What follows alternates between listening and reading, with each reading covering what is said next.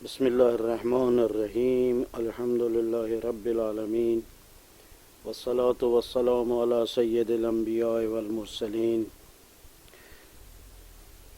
وعلی اہل بیتہ الطیبین الطاہرین المعصومین لا سیما ابا الحسن امیر المومنین علی بن ابی طالب صلوات اللہ وسلامہ علیہ ولعنۃ اللہ علی اعدائهم اجمعین من الآن الی قیام یوم الدین اما بعد قال اللہ سبحانہ وتعالی فی کتابہ یا ایھا الناس اعبدوا ربکم الذی خلقکم والذین من قبلکم لعلکم تتقون۔ گزشتہ درس میں ہم نے عرض کیا تھا کہ پروردگار عالم نے جتنے بھی واجبات اور حرام کو قرار دیا ہے اس کا فلسفہ یہ ہے کہ وہ انسان کی تربیت کرنا چاہتے ہیں، انفرادی طور پر بھی اجتماعی طور پر بھی، یا بعض احکامات کے اندر پروردگار عالم انسان کے مال کی طہارت اور پاکیزگی کو چاہتا ہے کہ مال کے اندر پاکیزگی اور زیادتی ہو، جیسا کہ زکوٰۃ کے لیے ارشاد فرمایا کہ الزکوٰۃ تزکیۃ للنفس۔ زکوٰۃ پروردگار عالم نے جناب سیدہ نے جو دربار میں خطبہ دیا اس میں فرمایا کہ زکوٰۃ جو ہے پروردگار عالم نے تمہاری روح کی پاکیزگی کے لیے قرار دی، اور پروردگار عالم اس زکوٰۃ کے ذریعے چاہتا ہے کہ تمہارے مال میں اضافہ کرے۔ اب یہ وہ نتیجہ تھا جو ہم نے احکامات سے نکالا، یعنی عبادت جو ہے وہ خود مقصد نہیں ہے اسلام میں۔ پروردگار عالم اس عبادت کے ذریعے کچھ اور مقاصد حاصل کرنا چاہتا ہے، جیسے کہ آیت شریفہ میں سورہ بقرہ کی کہ عبادت کرو تاکہ تمہارے اندر تقوی پیدا ہو۔ کل والی جو ہماری باتیں تھیں آج اسی بات کو میں ایک دوسرے جملے میں آپ کی خدمت میں عرض کرتا ہوں، اور وہ یہ ہے کہ خود عبادات مقصد نہیں ہے، یہ عبادات وسیلہ ہیں کسی مقصد کو حاصل کرنے کے لیے۔ جیسا کہ پروردگار عالم نے نماز ایک عبادت ہے، یہ خود نماز مقصد نہیں ہے بلکہ نتیجہ نماز مقصد ہے، یعنی ہم یہ کہیں کہ نماز وسیلہ ہے کسی مقصد کو حاصل کرنے کا۔ ہم نے جہاں تک اپنے معاشرے کو دیکھا ہے اسی مقصد اور وسیلے کے اندر وہ صحیح طریقے سے تشخیص نہیں کر پاتے ہیں کہ یہ عمل جو ہے ہمارا مقصد ہے یا یہ ہمارا عمل جو ہے وہ وسیلہ ہے۔ انہی میں سے ایک عبادات بھی ہے۔ ہم لوگ یہ سمجھتے ہیں عبادت مقصد ہے، ہم اس کی نتیجے اور اس کے مقصد سے جو ہے وہ غافل ہو جاتے ہیں۔ اسی طریقے سے اسلام کے ہمارے جو مذہب میں عزاداری ہے اس کے متعلق بھی ایک بات کو عرض کروں گا۔ میں سمجھتا ہوں میرے سننے والے اور دیکھنے والے جو ہیں اس کی طرف توجہ کریں کہ اہل بیت علیہ الصلوۃ والسلام نے عزاداری کے اوپر جو اتنی اہمیت دی ہے، جناب خود زینب نے اتنی اہمیت دی ہے، مولا سید سجاد نے، مولا امام باقر علیہ السلام، مولا امام جعفر صادق علیہ السلام نے جو اتنی عزاداری کو اہمیت دی ہے، خود عزاداری مقصد نہیں ہے۔ اس عزاداری کے لیے ان اہداف اور ان مقاصد کو حاصل کرنا ہے کہ جن کی خاطر امام علیہ السلام جو ہے وہ مدینے سے نکلے اور پھر مکے سے ہوتے ہوئے کربلا تک گئے۔ بس عزاداری ہمارا مقصد نہیں کہ عزاداری کریں اور اس کے بعد آرام سے بیٹھ جائیں، نہیں، یہ عزاداری وسیلہ ہے امام حسین علیہ السلام کے مقاصد کو حاصل کرنے کا، اس کو واضح کرنے کا، اس کو روشن کرنے کا، اس کو تبیین کرنے کا، اور اس کے بعد ہم سب مل کر امام حسین علیہ السلام کی اس عزاداری کے ذریعے ایسے افراد کو پیدا کریں، ایسے سپاہیوں کو پیدا کریں کہ جو امام علیہ السلام کے مقاصد کو حاصل کریں، اور اگر امام زمانہ کا ظہور ہو جائے تو ان مقاصد کے حصول کے لیے امام زمانہ کے انصار و اصحاب میں قرار پائیں۔ یہ وہ مقاصد تھے۔ تھوڑا سا کل کی گفتگو کے اندر جو بات تھی، ہم لوگوں نے یہاں تک پڑھا تھا کہ جہاد ہماری اطاعت جو ہے وہ ملت کا نظام ہے، بس ہماری اطاعت کو کیوں فرض کیا اللہ تعالیٰ نے؟ یہ وسیلہ بنایا کس لیے؟ تاکہ ملت کے اندر نظم اور انضباط پیدا ہو۔ اور ہماری امامت کو اس لیے فرض کیا مسلمانوں کے اوپر کہ وہ تفرقے سے بچ پائیں۔ بس امامت خود ہدف نہیں ہے، امامت خود ایک وسیلہ ہے امت کو تفرقے اور گروہ گروہ ہونے سے بچانے کا۔ اسی طرح فرماتے ہیں جعل اللہ الجہاد عزا للاسلام، اللہ تعالیٰ نے جہاد کو قرار دیا عزا للاسلام، اسلام کی عزت و سربلندی کے لیے۔ یعنی خود جہاد مقصد نہیں ہے کہ بس لڑتے جاؤ لڑتے جاؤ لڑتے، نہیں، اس جہاد کا مقصد، یہ جہاد خود وسیلہ ہے ایک عظیم مقصد کو حاصل کرنے کے لیے، اور وہ ہے کہ اسلام کی عزت ہو، اسلام کی سربلندی ہو۔ وَذُلًّا لِأَهْلِ الْكُفْرِ وَالنِّفَاقِ، اور اس جہاد کو اللہ تعالیٰ نے اس لیے فرض کیا کہ اہل کفر اور نفاق کو ذلیل و رسوا کرے۔ بس جہاد خود مقصد نہیں ہے کہ بس ہم لڑتے رہیں لڑتے ہیں، نہیں، جہاد کا ایک مقصد ہے، جہاد ایک وسیلہ ہے، خود مقصد نہیں ہے۔ اسلام کی عزت اس جہاد سے ہے، اور کفر و نفاق کی جو ذلت ہے وہ اس جہاد کے ذریعے۔ اس کے بعد بی بی فرماتی ہیں جعل اللہ الصبر معونۃ علی الاستجاب الاجر، خداوند عالم نے صبر و استقامت کو جزا حاصل کرنے کے لیے قرار دیا۔ امر بالمعروف و نہی عن المنکر کے متعلق بہت ہی خوبصورت ہدف و مقصد جو ہے وہ جناب سیدہ بیان فرماتی ہیں جعل اللہ الامر بالمعروف والنہی عن المنکر مصلحۃ للعامہ، فرماتی ہیں اللہ تعالیٰ نے امر بالمعروف والنہی عن المنکر کو معاشرے کی اصلاح کے لیے قرار دیا۔ اب آپ خود اس سے اندازہ لگائیں کہ جب مولا امام حسین علیہ السلام مدینے سے نکل رہے تھے اور بہت لوگوں نے اعتراض کیا تھا کہ آپ نہ جائیں یا مدینے میں رک جائیں، یا جا رہے ہیں بچوں کو لے کر نہ جائیں، خواتین کو لے کر نہ جائیں، وہاں پر مولا نے یہ ارشاد فرمایا کہ میں امر بالمعروف و نہی عن المنکر کرنے کے لیے مدینے سے جا رہا ہوں۔ اس کے بعد بی بی والدین کی اطاعت کے متعلق فرماتی ہیں کہ وجعل اللہ بر الوالدین وقایۃ من السخط، اللہ تعالیٰ نے والدین کے ساتھ نیکی اور ان کی اطاعت جو ہے ان کو اپنی ناراضگی کے لیے ڈھال بنایا۔ یعنی اگر کوئی شخص یہ چاہتا ہے کہ پروردگار عالم جو ہے اس کے اوپر غضبناک نہ ہو، اس سے ناراض نہ ہو، تو اسے چاہیے کہ وہ اپنے والدین کے ساتھ نیکی کرے۔ اور اس کے اوپر ابھی چون ہمارا موضوع نہیں ہے والدین کی اطاعت، اس کے اوپر ایک مفصل گفتگو کی ضرورت ہے۔ وجعل اللہ صلۃ الارحام مصنوعۃ فی العمر، یہ قابل توجہ ہے۔ صلہ رحم یعنی ایک دوسرے کی خبرگیری لیتے رہنا، ایک دوسرے کی احوال پرسی کرتے رہنا، ایک دوسرے سے ملاقات کرتے رہنا، اور ان لوگوں سے تعلقات کو ترک نہ کرنا۔ بی بی فرماتی ہیں اللہ تعالیٰ نے صلہ رحم کو تمہارے لیے سربلندی کا سبب اور طول عمر کا سبب قرار دیا۔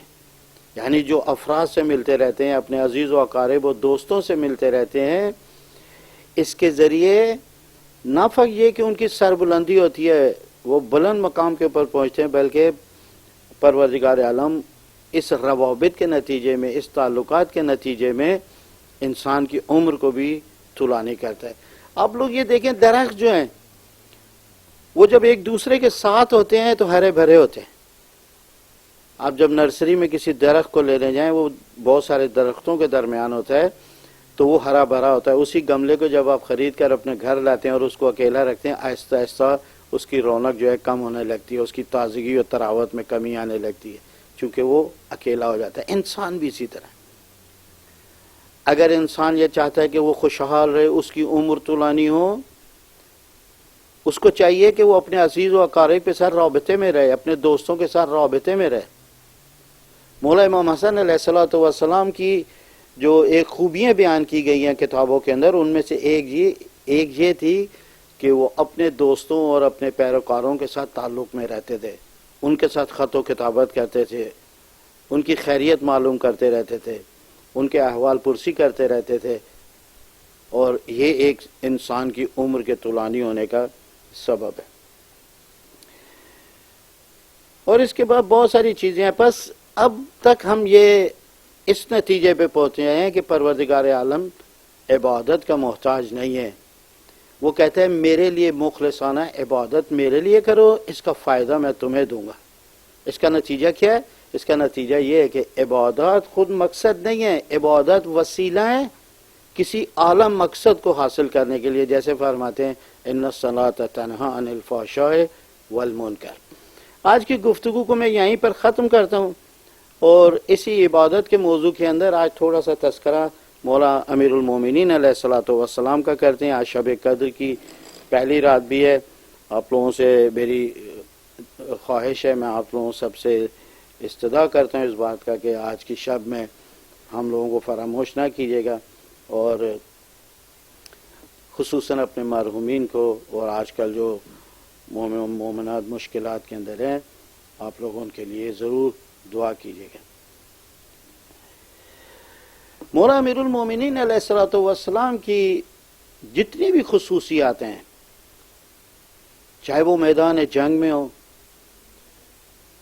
چاہے وہ سیاست میں ہو، چاہے وہ حکومت میں ہو، معاملہ فہمی ہے، یہ تمام خوبیوں کا سرچشمہ ایک چیز ہے، اور وہ ہے عبادت امیر المومنین علیہ الصلوۃ والسلام. مولا امیر المومنین علیہ السلام نے جو بھی مقام حاصل کیا سیاست میں، حکومت میں، جنگوں کے اندر، بڑے بڑے پہلوانوں سورماؤں کے مقابلے جو مولا امیر المومنین کو فتح حاصل ہوئی ہے، اس سب کا راز جو ہے وہ مولا امیر المومنین علیہ الصلوۃ والسلام کی عبادت ہے. آپ لوگ یہ دیکھیں، مولا امیر المومنین پوری رات عبادت میں مصروف رہتے ہیں، لیکن جب دن ہوتا ہے رزم و جہاد، جنگ و جہاد، لوگوں کی خدمت، لوگوں کے درمیان فیصلے اور ان کے امور کو نمٹانا، اس کے اندر مصروف رہتے ہیں. امیر المومنین علیہ السلام کی ولادت سے لے کر شہادت تک کا سفر جو ہے وہ مرکز عبادت کے اندر ہے. مرکز عبادت یعنی خانہ کعبہ. حضرت کی ولادت خانہ کعبہ میں ہوتی ہے کہ انسان جتنی بھی دعائیں مانگتا ہے، اور خاص طور پر نماز جو ہے عبادت، اس میں کوشش کرتا ہے کہ اس کی رخ جو ہے اور اس کی سمت جو ہے وہ قبلے کی طرف ہو. حتیٰ لوگ جو ہے وہ کھانا کھانے میں بھی احتیاط کرتے ہیں. مجھے یاد ہے شہید عارف حسین الحسینی جب ایک دفعہ کسی ایک پریس کلب میں تقریر کر رہے تھے، تو ان کی پشت جو ہے وہ قبلے کی طرف تھی، تو انہوں نے کہا میں کرسی جو ہے اس طرف لے آتا ہوں. لوگوں نے پوچھا وہ کیوں؟ کہا کہ میں نہیں چاہتا ہوں کہ قبلے کی طرف پشت کر کے جو ہے تمہارے سوالوں کا جواب دوں. بزرگ علماء قبلے کی طرف، بزرگان دین ایسے گزرے ہیں جو قبلے کی طرف رخ کر کے تھوکتے نہیں تھے، کوشش کرتے تھے کہ وہ کھانے کے وقت بھی جو ہے وہ قبلے کی طرف پشت نہ کریں. ہمارے کئی سارے بزرگ اساتذہ ایسے گزرے ہیں کہ جب وہ درس دیتے تھے تو قبلے کی طرف پشت نہیں کرتے تھے. ہماری سب کی کوشش یہ ہوتی ہے کہ اپنی عبادات کو قبلے کی طرف انجام دیں. یہ وہی جگہ ہے کہ جہاں پر مولا امیر المومنین علیہ السلام کی ولادت ہوئی ہے، اور اس کے بعد محراب مسجد میں مولا کو ضرب لگی ہے کہ جس کی سبب سے مولا امیر المومنین علیہ السلام جو وہ شہید ہوئے. ایک جملہ میں نے آج مولا امیر المومنین سے پڑھا، کہتے ہیں کہ جب مولا امیر المومنین علیہ السلام کی شہادت ہوئی تو ایک جملہ جو ہے حضرت کی زبان کے اوپر تھا، موت علی والصلاۃ بین شفتیہ. مولا امیر المومنین علیہ السلام اس حال میں ان کی شہادت ہوئی کہ نماز کا تذکرہ ان کے ہونٹوں پر تھا.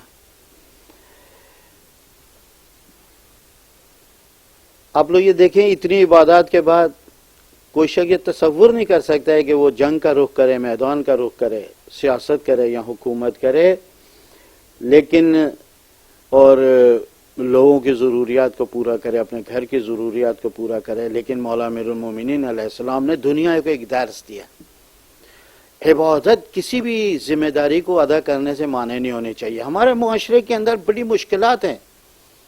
جو لوگ مسجد کے ہیں تو مسجد کے ہی ہو کے رہ جاتے ہیں، جو کاروبار کے ہیں تو وہ کاروبار کے ہو کے رہ جاتے ہیں.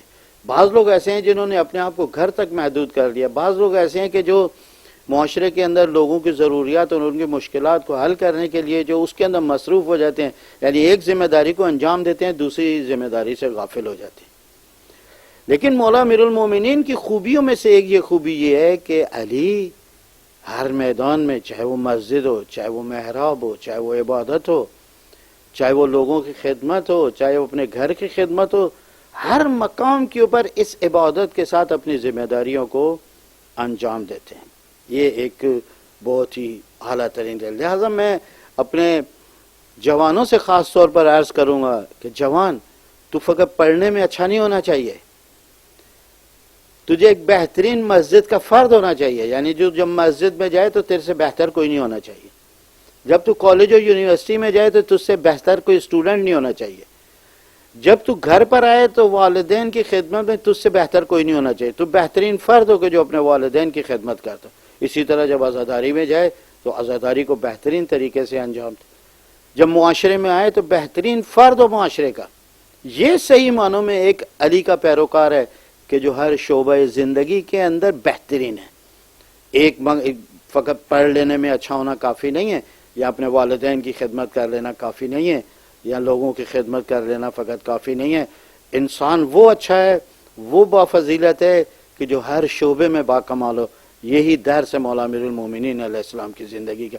وہی علی جو بڑے بڑے سورماؤں اور سپاہیوں اور پہلوانوں کے مقابلے میں لڑتے ہیں، وہی علی جب نصف شب میں یتیم کے گھر پہ جاتا ہے تو ایک یتیم کو اپنے زانوں کے اوپر بٹھا لیتا ہے. یہ کمال علی ہے. یعنی علی ہر شعبے زندگی کے اندر باکمال ہے. چند روایات کو ہمارے پاس فرصت نہیں ہے آپ لوگوں کی خدمت میں عرض کروں. عبادت کی اہمیت حضرت علی علیہ السلام کی نظر میں چند روایات آپ لوگ توجہ کریں، انتہائی معنی خیز ہیں. مولا فرماتے ہیں اذا احب اللہ عبدا الہمہ حسن العبادہ. وہ یہ عجیب ہے، لوگ سمجھتے ہیں میرے کو اللہ تعالیٰ نے خوبصورت مکان دے دیا ہے، بہت مال دے دیا ہے تو اللہ مجھ سے بڑی محبت کرتا ہے، میرے کو اولاد دے دی ہے بہت زیادہ تو اللہ مجھ سے محبت کرتا ہے. ایسا نہیں ہے. معیار محبت کو علی علیہ الصلوۃ والسلام اس روایت کے اندر بیان فرماتے کہتے ہیں کہ جب پروردگار عالم کسی بندے سے محبت کرتا ہے، اس کو مال نہیں دیتا ہے، اس کو اولاد نہیں دیتا ہے، اس کو مقام نہیں دیتا ہے، اس کو زمینیں عطا نہیں کرتا ہے، بلکہ کیا کرتا ہے؟ الہمہ حسن العبادہ، اس کو بہترین عبادت کی توفیق عطا فرماتا ہے. انسان کے پاس سب کچھ ہو لیکن وہ عبادت الہی سے محروم ہو، یہ خدا کا محبوب بندہ نہیں ہے. اگر خدا اس کو محبوب رکھتا ہوتا تو اس کو مال کی جگہ عبادت کی توفیق عطا فرماتا. آپ لوگ دیکھیں مولا امیر المومنین علیہ السلام کس طرح زندگی گزاری، لیکن عبادت کیسی ہے. اس کے بعد فرماتے ہیں فضیلت السعادت حسن العبادہ. رمز اور راز فضیلت انسان کی کیا ہے؟ انسان کہاں سے اپنی فضیلت کو ثابت کرے؟ آیا مال کے ذریعے، اولاد کے ذریعے، مکان و زمینوں کے ذریعے، اپنی جائیداد بینک بیلنس کے ذریعے؟ نہیں. مولا فرماتے ہیں اگر تم لوگ چاہتے ہو کہ اپنی فضیلت کو دنیا کے اوپر ثابت کرو تو دیکھو تمہاری عبادت بہترین ہونی چاہیے. جس کی عبادت بہترین ہے وہ لوگوں کے اندر بافضیلت ہے. اس کے بعد مولا امیر المومنین فرماتے ہیں یاد رکھو کامیابی سوائے عبادت کے تمہیں حاصل نہیں ہو سکتی ہے. فرماتے ہیں العبادت فوزن، عبادت ہے کہ جو انسان کو رمز و کامیابی عطا کرتی ہے. مجھے یاد ہے وہ کتاب کے جس کے اندر یہ واقعہ لکھا ہوا تھا کہ مولا امیر المومنین السلام پیغمبر کے کچھ اصحاب کے ساتھ جنگ کے اوپر جا رہے تھے، تو ایک مقام پر مولا امیر المومنین نے اپنے صحابی سے کہا کہ اذان دو. جب وہ حی علی خیر العمل کے اوپر پہنچا تو اس نے اعتراض کیا، یا علی یہ آپ کیا کہہ رہے ہیں کہ نماز بہترین عمل ہے، خیر العمل ہے، آپ سپاہیوں کے جذبے کو کمزور کر رہے ہیں، ان کو اندر ضعف و کمزوری پیدا کر رہے ہیں. جہاد ہے کہ جو واپس لے. مولا امیر المومنین نے وہاں پر فرمایا کہ یاد رکھو مدینے سے لے کر یہاں تک ہمیں جو بھی کامیابی حاصل ہوئی ہے، ہمیں جو بھی فتح نصیب ہوئی ہے، یہ اس نماز کے صدقے کے اندر نصیب ہوئی ہے. اگر ہم خدا کے آگے سر نہ جھکا رہے ہوتے تو ہمارے کو بھی یہ سعادتیں نصیب نہ ہوتی. بس اس بات کو میں یہیں پر عرض کرتا ہوں. آج چونکہ شب ضربت ہے، میں چند نکات عبادت کے مولا امیر المومنین کی زندگی سے آپ لوگوں کی خدمت میں عرض کرنا چاہتا ہوں. آج کا افطار جو ہے، مولا امیر المومنین علیہ السلام ماہ رمضان میں ایک ایک بچے کے گھر جاتے تھے، کبھی امام حسن کے گھر، کبھی جناب زینب کے گھر، اور افطار کرتے تھے. آج کا افطار جناب ام کلثوم کے گھر پر کیا مولا امیر المومنین علیہ السلام. اور جب مولا، ایک تو یہ کہ سیرت امیر المومنین یہ ہے کہ نماز کے بعد افطار کرتے ہیں، نماز سے پہلے افطار نہیں کرتے ہیں. یعنی نماز کو پڑھا اس کے بعد جناب ام کلثوم فرماتی ہیں کہ میں ایک تش کے اندر اپنے بابا کے لیے 2 جو کی روٹیاں اور ایک پیالہ دودھ کا اور تھوڑا سا نمک لے کے گئی. جب مولا امیر المومنین نے اپنے اس افطار کے اوپر نگاہ کی تو گریہ شروع کیا، رونا شروع کیا. کہا بابا آپ رو کیوں رہے ہیں؟ کہا میں یہ تش دے کر رو رہا ہوں. کہ بابا وہ کیوں؟ کہا اس لیے کہ میں نے ہر کام میں مطابقت کی ہے، اتباع کی ہے پیغمبر اکرم کی. پیغمبر اکرم نے کبھی 2 کھانے دسترخوان پر نہیں رکھے، بیٹا تم میرے لیے 2 کھانے لے کر. کہا بابا یہ ایک دودھ ہے اور ایک نمک ہے. نہیں، ایک کھانا اس میں سے اٹھا لو. تو جناب ام کلثوم نے دودھ کو اٹھایا اور مولا امیر المومنین نے روٹیوں کے ساتھ، جو کی روٹیوں کے ساتھ نمک کے ساتھ جو ہے وہ افطار کی. یہاں پر ایک نقطہ آپ لوگوں کی خدمت میں عرض کروں. پوری دنیا میں نمک تقریباً ہر دسترخوان کا حصہ ہوتا ہے. نمک کوئی خوراک نہیں ہے، نمک ذائقے کے لیے استعمال ہوتا ہے. واحد فرد ہے کائنات کا تاریخ انسانیت میں علی علیہ السلام کہ جو نمک کو بھی ایک غذا شمار کرتے ہیں. کہتے ہیں ایک غذا کو مولا امیر المومنین فرماتے ہیں اٹھا لو. یہ نقطہ جو ہے وہ بہت ہی اہم ہے. اس کے بعد ایک جملہ ارشاد فرمایا کہ اے میری بیٹی، خوراک اور پوشاک دنیا کے اندر، یعنی اچھا لباس اور اچھا کھانا جو ہے وہ دنیا کے اندر، یہ روز قیامت پروردگار عالم کی بارگاہ میں زیادہ دیر کھڑے رہنے کا باعث بنے گا. یعنی اگر وہ یہ چاہتا ہے کہ خدا کی بارگاہ میں انصاف سے، ترازو کے قریب سے جلدی گزر جائے، پل صراط سے جلدی گزر جائے، اس کا حساب کتاب جلدی ہو جائے، تو وہ اپنا لباس اور اپنی خوراک جو ہے وہ مناسب رکھے، بہت زیادہ اچھی نہ رکھے. ایک تو یہ نقطہ تھا. اس کے بعد یہ جملہ ارشاد فرمایا کہ جو مولا کا نہج البلاغہ میں ایک خطمے بھی یہ ہے کہ فی حلال حساب و فی حرام عذاب، کہ دنیا کے اندر جو حلال چیزیں اس کے اندر حساب ہے اور جو حرام ہے اس کے اندر عذاب ہے.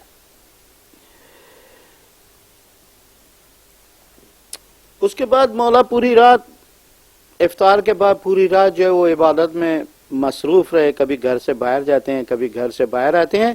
3 جملے مولا نے اس شب کے اندر کثرت سے بیان فرمائے. اللہم بارک لی فی الموت، یعنی خداوندہ میری اس موت کو اور میری اس شہادت کو مبارک قرار دے. دوسرا انتہائی کثرت سے جو مولا نے جملے کو ارشاد فرمایا وہ کلمہ استرجاع انا للہ و انا الیہ راجعون. یہ جملہ مولا امام حسین علیہ السلام نے بھی مدینے سے لے کر کربلا تک کئی مقامات کے اوپر ارشاد فرمایا انا للہ و انا الیہ راجعون. تیسرا جملہ جو مولا امیر المومنین علیہ السلام نے اس رات کے اندر کثرت سے ارشاد فرمایا لا حول ولا قوت الا باللہ العلی العظیم تھا. اس کے بعد اور مولا نے اس رات کے اندر جو ہے وہ درس اخلاق دیے. ان میں سے ایک یہ تھا کہ جب مولا اپنے گھر سے نکلنے لگے مسجد جانے کے لیے تو جو بطخیں تھیں یا مرغابیاں تھیں انہوں نے جب مولا کا راستہ روکا کہ کسی طریقے سے مولا جو ہیں وہ نہ جائیں. یہاں پر حقوق حیوانات کی بات کی، فقط مرغابیے نہیں، فقط بطخیں نہیں، کوئی بھی حیوان ہو، مولا اس کے لیے ایک فرماتے ہیں کہ بیٹا ام کلثوم دیکھو، ان کے یہاں زبان نہیں ہے، یہ اپنے زبان سے تم سے کچھ مانگ نہیں سکتے ہیں، یہ ہماری قید میں ہے، ان کی پیاس اور ان کے بھوک کا خیال رکھنا، اور اگر تم ان کے بھوک و پیاس کا خیال نہیں رکھ سکتی ہو تو انہیں آزاد کر دینا. اس کے بعد مولا امیر المومنین علیہ السلام مسجد میں تشریف لے کے گئے اور جا کر آزان دی. یہاں پر میں عرض کروں گا کہ ہمارے معاشرے کے اندر اذان دینے والے کو دوسرے یا تیسرے طبقے کا فرد سمجھا جاتا ہے. پروردگار عالم نے جب پہلی مسجد تعمیر ہوئی تو جناب بلال نے جو ایمان لانے کے لیے سختیوں کو برداشت کیا تھا، مشکلات کو برداشت کیا تھا، اس کا اجر پیغمبر اکرم نے یہ دیا کہ تو گلدستہ اذان کے اوپر جا اور جا کر لوگوں کو خدا کی طرف بلا. ایک بڑی سعادت ہے، ایک پورا باب ہے، سینکڑوں روایات ہے فضیلت مؤذن کے اوپر، اذان کے اوپر. آپ لوگ یہ دیکھیں یہاں مولا امیر المومنین، میں نے نہیں دیکھا اپنی مسجدوں میں بھی 16 سال خطیب رہا ہوں مسجد کے اندر، میں نے کبھی نہیں دیکھا کسی سرمایہ دار نے، کسی پڑھے لکھے نے، کسی بہت بڑے تاجر نے جو ہے وہ آ کر کوشش کی ہو کہ اذان دینے کی. اذان کو ایک مایوب سمجھتے ہیں. تمہارا والد کیا کرتا ہے؟ مسجد میں اذان دیتا ہے، یعنی کچھ بھی نہیں کرتا. میں لوگوں کو نصیحت کر رہا ہوں، اگر وہ چاہتے ہیں کسی بلند اور بڑے مقام کے اوپر پہنچے تو اذان دے. مؤذن کے اوپر بے شمار روایات ہیں. ایک روایت میں نے پڑھا تھا 80,000 انسانوں کی شفاعت کرنے والا مؤذن ہوگا. مولا امیر المومنین خود آ کر اذان دے رہے ہیں اور دنیا کو جگا رہے ہیں کہ آؤ اللہ کی عبادت کی طرف. اس کے بعد مولا امیر المومنین نے ایک ایک فرد کو اٹھانا شروع کیا. یہ بھی سیرہ علی علیہ السلام میں ہمارے دوست ہیں کچھ، وہ جب فجر کی نماز ہوتی ہے لوگوں کو خود جا کے گھروں کے اوپر اٹھاتے ہیں یا ان کو بیل کے ذریعے اٹھاتے ہیں. یہ وہی عمل ہے کہ جو مولا امیر المومنین علیہ السلام نے کیا. مسجد میں گئے، جا کے قندیلوں کو روشن کیا اور اس کے بعد جو اس کے اندر سوئے تھے. اس کے بعد ابن ملجم کو جب اٹھایا تو مولا نے وہاں پر بھی درس دیا کہ سویا کس طرح جاتا ہے. فرمایا کہ اس طرح نہ سو کہ جس طرح الٹے تم سوئے ہوئے اور نیچے تلوار چھپائی ہوئی ہے، یہ شیطانوں کا سونا ہے. سیدھے ہاتھ کے اوپر سو، یہ مومنین کا سونا ہے، اور بائیں طرف سو، یہ حکما کا سونا ہے، اور کمر کے بل لیٹنا جو ہے یہ پیغمبروں کا سونا ہے. آخری بات جو اب آج کے بعد میں عرض کروں آپ لوگوں کی خدمت میں کہ جب مولا امیر المومنین علیہ السلام کو پہلی رکعت کے دوسرے سجدے میں جو ہے وہ ضرب لگی تو اس کے لیے مولا نے فرمایا بسم اللہ و باللہ و علی ملت رسول اللہ فزت و رب الکعبہ. مولا امیر المومنین علیہ السلام نے آخری جملہ جو جیسے ضرب لگی کہ خداوندہ میں کامیاب ہو گیا. اب یہاں پر کامیاب کسی کو ضرب لگے اور وہ زخمی ہو جائے وہ کبھی کہتا ہے کہ میں کامیاب ہو گیا؟ لیکن مولا امیر المومنین شاید یہ اس طرف اشارہ ہو کہ ہمیشہ آرزو کی تھی پیغمبر کی بارگاہ میں یا رسول اللہ میرے لیے دعا کریں کہ میں شہید ہو جاؤں. چونکہ پیغمبر کی پیشنگوئی اور پیغمبر کی بشارت علی علیہ السلام کے حق میں پوری ہوئی تھی، اس لیے مولا نے فرمایا کہ میں رب کعبہ کی قسم میں کامیاب ہو گیا. ماہ رمضان ہے، مولا پیغمبر اکرم جب ایک دفعہ خطبہ شعبانیہ مشہور ہے اس کو دیتے دیتے ایک دفعہ شدت کے ساتھ رونے لگے تو مولا امیر المومنین نے فرمایا یا رسول اللہ رونے کا سبب کیا ہے؟ صاحب نے پوچھا رونے کا سبب کیا ہے؟ تو مولا نے فرمایا کہ جہاں اتنی نعمتیں اللہ تعالیٰ نے ہمیں ماہ رمضان میں عطا کی ہیں، ہم سے ماہ رمضان میں ایک بہت بڑی نعمت کو خداوند عالم چھین بھی لے گا. مولا نے فرمایا کہ یا رسول اللہ وہ کون سی نعمت ہے جو ہم سے چھین لے گا؟ کہ یا علی اسی ماہ رمضان کی فلانے شب کو تیرے سر پہ ضرب لگے گی وہ فلانے دن تو شہید ہوگا. یا مولا امیر المومنین نے ایک جملہ ارشاد فرمایا یا رسول اللہ جب مجھے شہید کیا جائے گا میں ایمان پر ہوں گا یا نہیں ہوں گا؟ علی جیسا انسان اپنے ایمان کی فکر میں تمام شیعوں سے عرض کروں گا، علی کے پیروکاروں سے عرض کروں گا، علی جب اپنے ایمان کی فکر میں ہے، ہم لوگوں کو اتنے گناہ گاروں کو اپنے ایمان کی کتنی فکر ہونی چاہیے. آیت اللہ اصفہانی جب بہت ہی شدت سے بیمار تھے تو کچھ لوگ ان کی عیادت کے لیے گئے. انہوں نے پوچھا آقا آپ اتنا رو کیوں رہے ہیں؟ وہ لوگ یہ سمجھ رہے تھے شاید موت کے خوف سے جو ہے وہ اصفہانی رو رہے ہیں.